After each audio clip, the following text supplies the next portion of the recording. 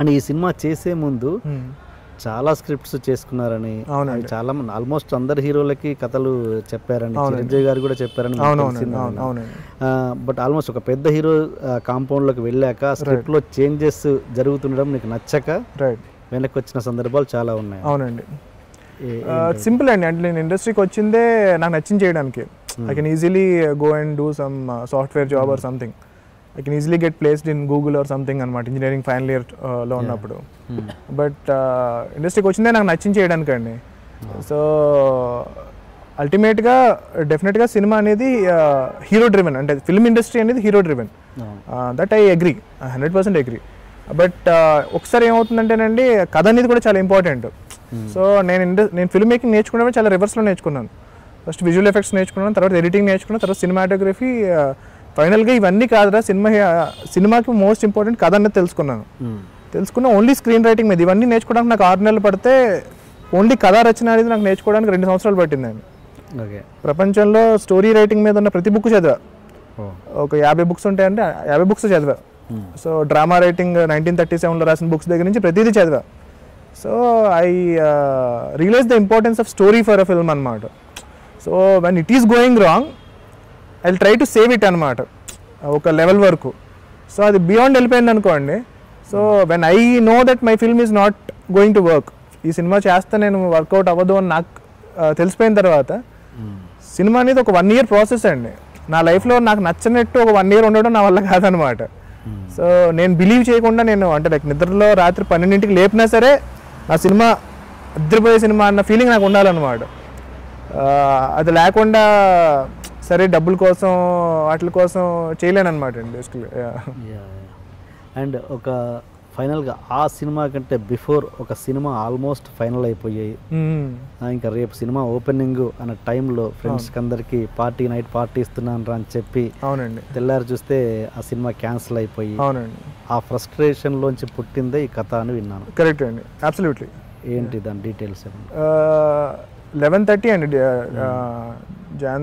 December 31st night అనమాట. So 11:30 ఆ రోజు మార్నింగే ఓకే సినిమా చేద్దామని డిసైడ్ అయ్యాం 31st మార్నింగ్. ఓకే. సో దాని తర్వాత 11:30కి I got a call saying that లేదు, one of the investors is backing out అనమాట. పెద్ద ప్రొడక్షనా లేకపోతే మామూలు? Recently big production. So then I had to cancel the party. అంటే ఆబ్వియస్లీ సినిమా అయిపోయిన తర్వాత ఇంక పార్టీ ఏం చేసుకుంటాం. సో మీరు ఇందాక చూసిన ఆఫీస్లోనే అనమాట. So I asked everyone to leave. So 12 o'clockకి I decided okay I make a film. ఇయర్లో నేను ఎవరితో సంబంధం లేకుండా ఒక సినిమా చేస్తాను. సో అని చెప్పి 12 o'clockకి బుక్ పట్టుకుని రాయడం స్టార్ట్ చేశాను అనమాట. రాయడం నెక్స్ట్ 1 week రాస్తూనే ఉన్నా. సో ఆ 1 weekలో రాసిన కదే. ఓకే. అంటే ఏంది ఆ బిగినింగ్ స్టేజ్లో పేపర్ మీద పెట్టిన లైన్ ఏంటి? ఫస్ట్ కల్ట్ అనే ఒక వర్డ్ రాశానండి. ఆ బుక్ నేను మీకు చూపిస్తాను. సో ఆ కల్ట్ అనే ఒక వర్డ్ రాసి దాన్ని రౌండ్ చేశాను. దాంతో ఒరిజినల్ అని ఒక వర్డ్ రాసుకున్నాను. సో అలా కొన్ని వర్డ్స్ రాసుకున్నాను అనమాట. And commercial hit, it has to become commercial hit. So otherwise there is no point in making that film అనమాట. సో అలా కొన్ని వర్డ్స్ రాసుకున్నాను. సో ప్రతిసారి నేను ఆ బుక్ స్టార్ట్ చేసినప్పుడు అది నేను గుర్తు చేయాలన్నమాట. సో ఎలాంటి సినిమా నేను చేయాలని స్టార్ట్ చేశాను అంటే లైక్ లెట్స్ సే 2-3 నెలల తర్వాత ఆబ్వియస్లీ మారిపోతూ ఉంటాయి. ఓహో ఎవరో ఎవరో ప్రొడ్యూసర్ సడన్గా ఈ సినిమా నేను చేస్తానంటారు. సో అలా దేనికి లొంగకూడదు అని చెప్పి ఫస్ట్ పేజ్లోనే రాసుకున్నాను అనమాట. రాసుకుని స్టార్ట్ చేశాను రాయడం ఈ కథ. దాంట్లోంచి ఇన్స్పైర్ అవుతూ అలా అలా అలా అలా స్టార్ట్ అయిపోయింది కథ. ఇంకా అంతే ఏమనుకోలేదు మీరు? అసలు ఏమనుకోలేదు. ఓకే. ఈ సినిమా ఓకే మీ టీంకి సంబంధం లేకుండా, ఆ టీంకి సంబంధం లేకుండా బయట వ్యక్తి ఇండస్ట్రీలోని బయట వ్యక్తి, మీ టీంలోని బయట వ్యక్తి ఎవరన్నా బలంగా నమ్మిన పర్సన్ ఎవరన్నా ఉన్నారా ఈ సినిమానండి? మా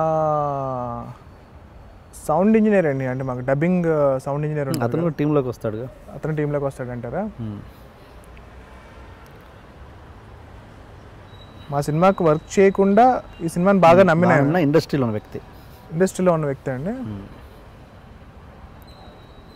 కాంట్ థింక్ ఆఫ్ ఎనీవన్ అండి. అంటే లైక్ అంటే ఎవరికి చూపించుంటారుగా షోస్, ఎవరికి చూపించడం అలాంటిది?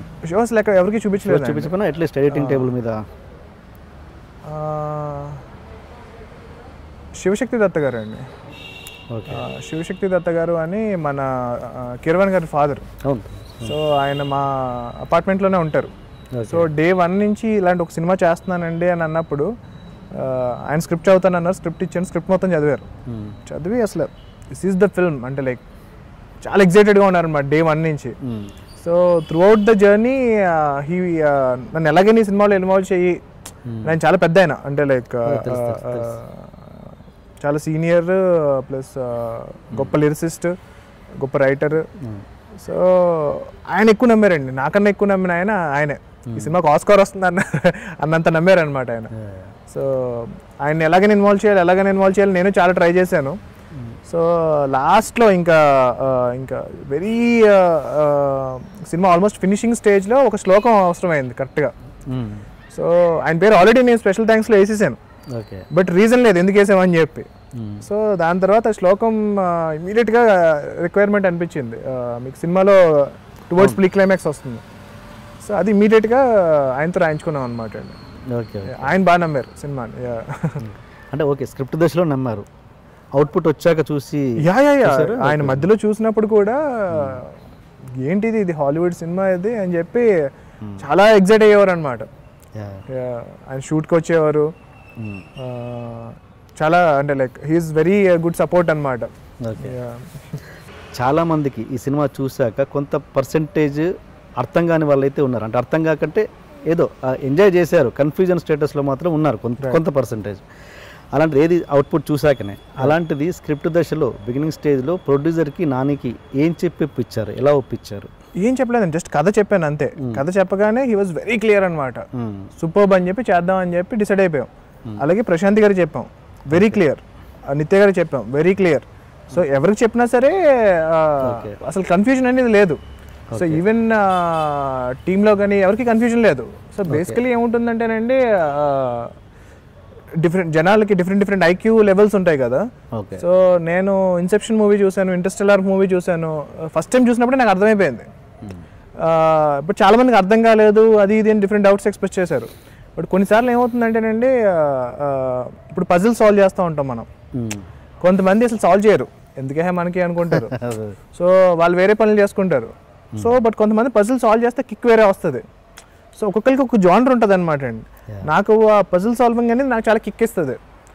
సో అనేది ఏంటంటేనండి, ఇప్పుడు రకరకాల ఫిల్మ్ మేకింగ్ ఉంటుంది.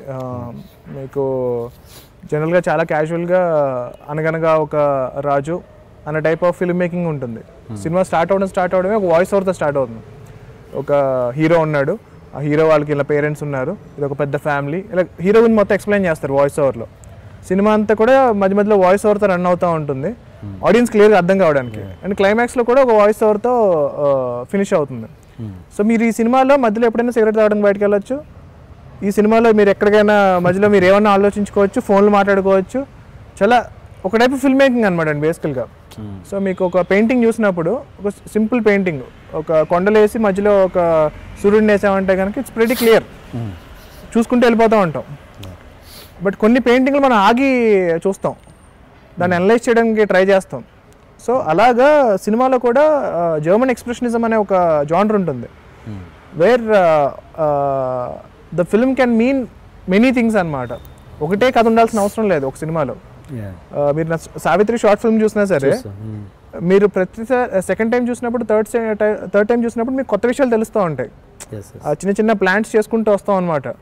సో అలాగే ఆ అనే సినిమా ఫస్ట్ టైం చూసినప్పుడు ఒక కిక్ ఇస్తుంది కదా, సెకండ్ టైం చూసినప్పుడు మీకు సెకండ్ ఇంకో హై ఇస్తుంది, అలాగే థర్డ్ టైం చూసినప్పుడు ఇంకో హై ఇస్తుంది. So this is the genre అనమాట అండి బేసికల్గా. సో ఐఎమ్ షూర్ ఎవరికైతే అర్థం కాని వాళ్ళు ఉన్నారో వాళ్ళు సెకండ్ టైం చూసినప్పుడు అబ్బా ఇటు చెప్పాడు కదా, నేను చూసుకోలేదు, అప్పుడు నేను ఏదో ఐ వాజ్ లిటిల్ డిస్ట్రాక్టెడ్ అనిపిస్తుంది అనమాట. అది ప్రతి సినిమాకి ఉంటుంది ఆల్మోస్ట్. అంటే సక్సెస్ అయిన ప్రతి సినిమాకి second time, third time, fourth time చూసినప్పుడు ఏదో ఒక కొత్త పాయింట్ తెలుస్తూనే ఉంటుంది ప్రతి cinema, any movie. But first time కొంచెం అర్థం కాని సినిమా, నచ్చని సినిమా, సెకండ్ టైం ఎందుకు చూస్తారు? అదేనండి, ఇప్పుడు మీరు జనరల్గా చూసిన వాళ్ళని నేను కూడా చాలా మందితో మాట్లాడాను. ఏ సెంటర్లో సినిమా ఫినిష్ అయిపోగానే లేచి క్లాప్స్ చేస్తున్నారు, బికాజ్ వాళ్ళకి ఒక హై ఇచ్చింది సినిమా. ఇప్పుడు వరకు ఏ సినిమా చూసినప్పుడు ఇవన్నీ ఒక హై ఇచ్చింది వాళ్ళకి. అలాగే సంధ్య 70mm ఒక అతను సినిమా చూసి వెళ్ళిపోతూ ఒక తెలియని ఒక ఆనందంలో వెళ్తున్నాడు. సో ఏంటి భయ్యా ఏంటి పరిస్థితి అని అంటే కనుక ఆ సినిమా ఏం అర్థం కాలేదండి, భలే ఉందండి అన్నాడు. ఇప్పుడు భలే ఉందండి అన్నాడు. మరి అర్థం కాలేదంటున్నావు, భలే ఉంది అంటున్నావు అంటే ఏమోనండి భలే ఉందండి అంటున్నాడు. సో మీకు కొన్ని ఎలా ఉంటాయంటే కనుక ఒక హై ఇస్తాయి కొన్ని సిచ్యువేషన్స్. మీ క్లైమాక్స్ అనేది సినిమా ఇప్పుడు మా ఆఫీస్ బైక్ చూపించాను సినిమా, వాడికి స్పెషల్ షో వేసి వాడికి ఏం అర్థమైంది, వాడి సినిమా నుంచి ఏం తీసుకున్నాడు అన్నది చూపించాను. సో వాడు ఒక ఇంట్రెస్టింగ్ పర్స్పెక్టివ్ చెప్పాడు. ఇప్పటివరకు ఇంతమంది రైటర్స్ వర్క్ చేశారు, ఇంతమంది క్యాస్ట్ క్రూ ఎవరికి తెలియని ఒక పర్స్పెక్టివ్ వాడు ఇచ్చాడు. వాడు ఏమన్నాడు అంటే కనుక ఇవన్నీ కాజల్ డిఫరెంట్ జన్మలు సార్ అన్నాడు. ఒక్కొక్కటి ఒక్కొక్క జన్మ సార్ అన్నాడు. సూపర్ కదా. సో అలాగా ఒక్కొక్కరికి ఒక్కొక్కలా అర్థం అవుతుందండి cinema. So that is the original intention of the film అన్నమాట. సో ఒక్కొక్కరికి వాళ్ళు చదువుకున్న వాళ్ళు పెరిగిన వాతావరణం బట్టి ఆ సినిమా ఒకలా అర్థమవుతూ ఉంటుంది. సో ఇట్స్ హై అండి, అంటే like it's one kind of film making. ఏమైంది స్వీటీ? చదువుకొని 2 hours అవుతుంది, నేను చదువుకోవాలి.